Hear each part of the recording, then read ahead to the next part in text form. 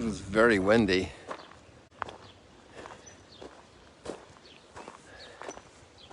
And now it's calmed down a lot.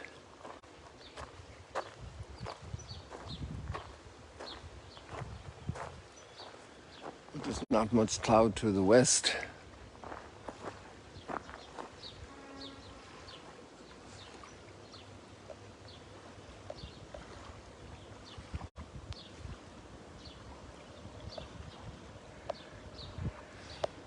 It's the waning half moon.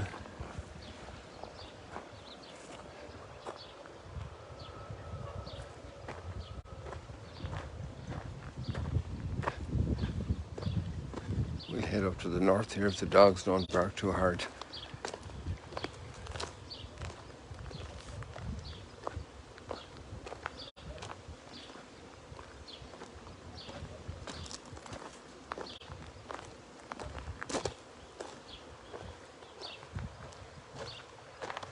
I love this light.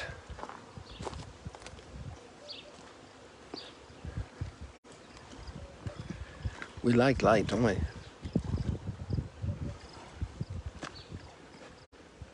And these different shades of light, shades of gold.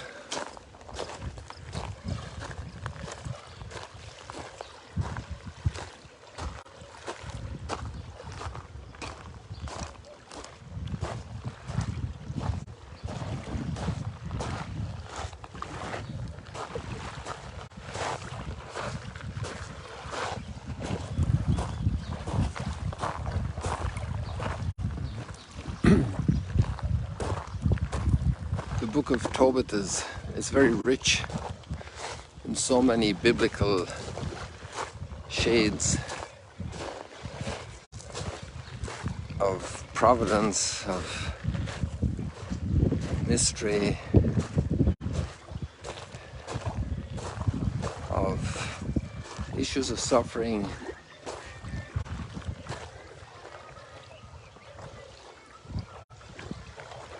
of interventions.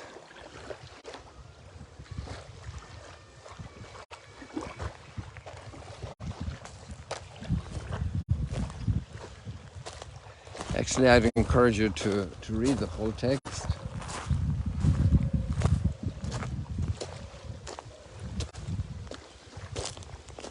And the links I provide here on Facebook and on the YouTube text that accompanies the upload afterwards is very accessible. If you just go to that link, you have the readings of the day, and you can always revert back to it with the little arrows, move forward, move back. And when you go in there and you go to the name of the book, it gives you the detail of the chapter and verse, and you hit on that little piece, the chapter and verse. It actually takes you back to that chapter and verse in the whole book. And at that point you can scroll up and down the book and read the particular chapter more completely. And you can fill in all the gaps, because it would be too much to read. Even as it is, the readings we have from the book of Tobit are atypically long. Sometimes it's 2 full pages in the lectionary, 2.5 pages yesterday. And that's a lot of text.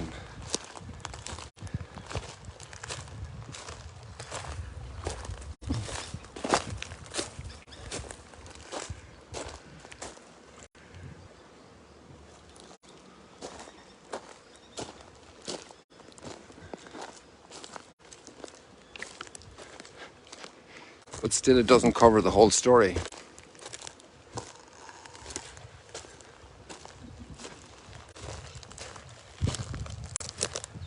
And today, Tobiah is back with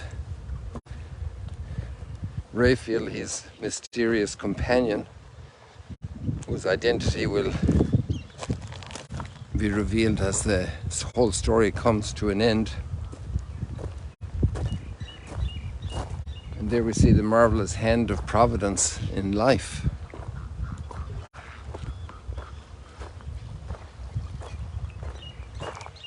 we see the healing action that was guided by Raphael. And the Archangel Raphael, his name is El, is God, and Rophe is doctor, or medicine, refuah. You have all of these derived words, associated words. So it's about healing.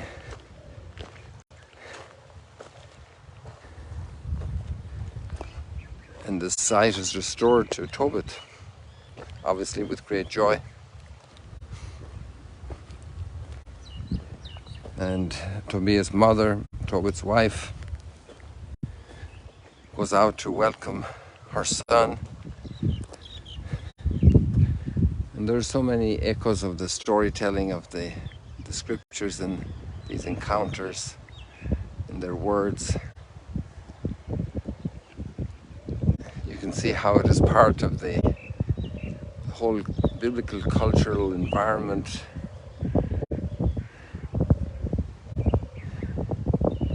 In that sense, you can see how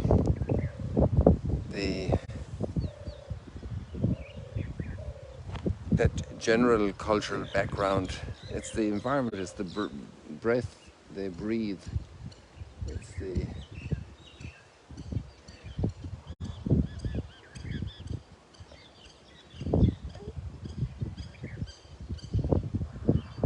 general outlook, the general way of thinking, the sensitivities. I can't go any further north here, and there's I'm not sure, maybe I can explore a little bit, but there's a gully here. It's basically impossible since there's so much water, there's always so much growth. And I think I'm not going to go there now, and here it's very wet and marshy.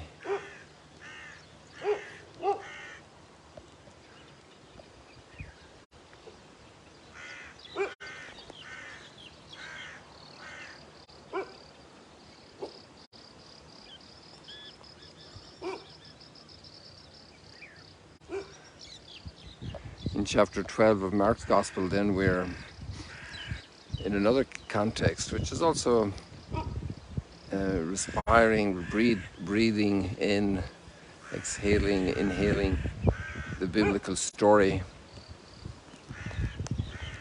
And we're in chapter 12 of Mark's Gospel, so we're shortly before the Passion, and therefore that's the big tension that we've been seeing in the chapter, type of a conflictual environment.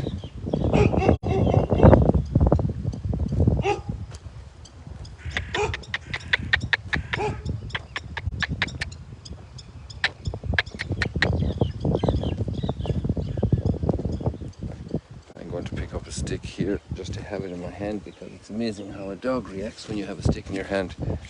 They have much more respect. And this is a broken piece of bamboo, so there's no strength in it at all, but it's enough. The visual is sufficient for the dog to get the message that there's no competition left.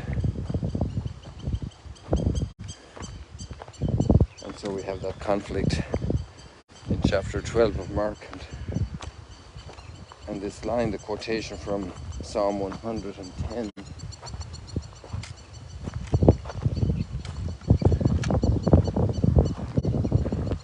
And the understanding that the Psalms are from David. It calls the son of David.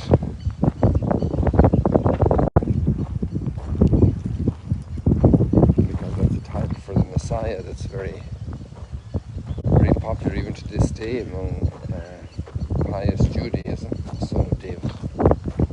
And the line of the promise that was made that a son of his would sit on the throne, words that are used also in the account of the Annunciation in Nazareth. And he will sit on the throne of David his father forever. And so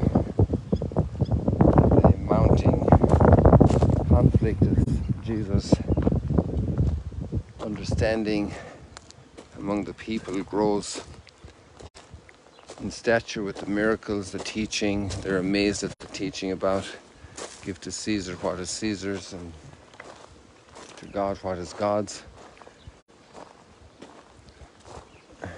Those who are hostile toward him want to create precedent for accusation, and that's why they brought up that, and they're testing him on the teaching.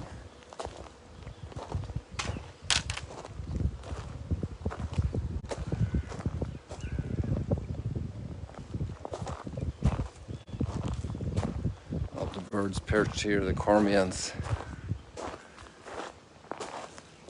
A few years ago this was all completely grown, but with the high waters the vegetation has been beaten.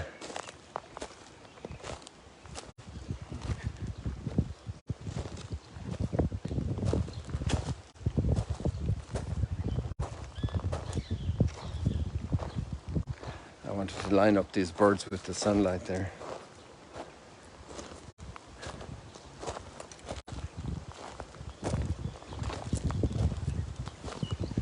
Then we can zoom in.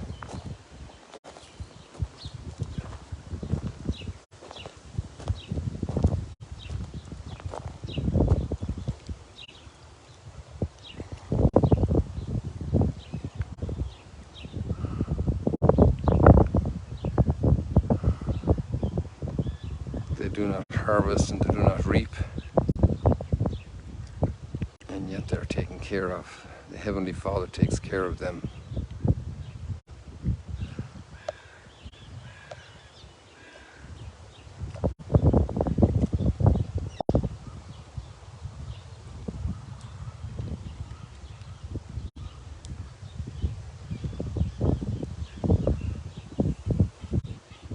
So even with arguments like this, a lot of people there are very touched by that, the simple folks, and then the very educated folks can't see that.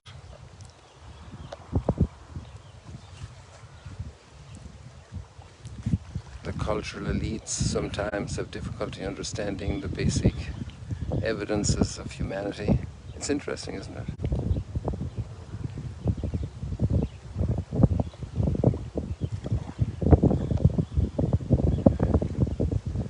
The fashions of thought that prevail.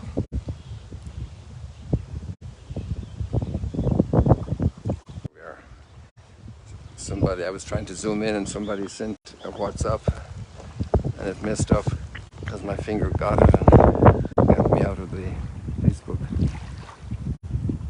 With this beautiful scene, I think we'll say goodbye this morning and wish you many, many blessings today. See you later, alligators.